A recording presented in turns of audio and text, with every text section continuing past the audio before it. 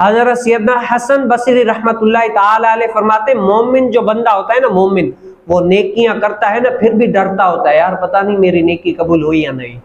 वो नेकियां करने के बावजूद नमाजें पढ़ रहा है, तहज्जुद अदा कर रहा है, सदका तो खैरात कर रहा है, हर वक्त तस्बीह पढ़ रहा है, जिक्रुल्लाह कर रहा है, अल्लाह रब्बुल आलमीन की पाकी बयान कर रहा है, लेकिन हजरत सैयदना हसन बसरी रहमतुल्लाह ताला अलैह फरमाते, वो मोमिन बंदा क्या डरेगा, ऐसा डरेगा पता नहीं मेरी ये नेकी कबूल हुई है या नहीं हुई, अल्लाह रब्बुल आलमीन पता नहीं मेरी ये नेकी है कबूल करे या ना करे। वो हर वक्त खशियत के आलम में होगा, डरता रहेगा।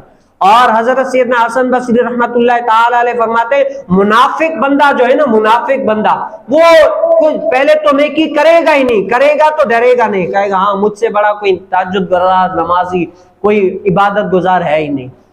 वो अगर नमाज पढ़ भी ले, अल्लाह तौफीक उसको दे, तब भी क्या है, वो अपने अंदर में बड़ा बनेगा कि यार मैंने बड़ा तीर मार लिया, वो डरेगा नहीं। वो खशियत वाला जो आलम बंदे के अंदर आता है वो आएगा नहीं उसके अंदर। लेकिन मोमिन बंदा क्या होगा, हर वक्त खशियत के अंदर रहेगा, डरता हुआ आएगा।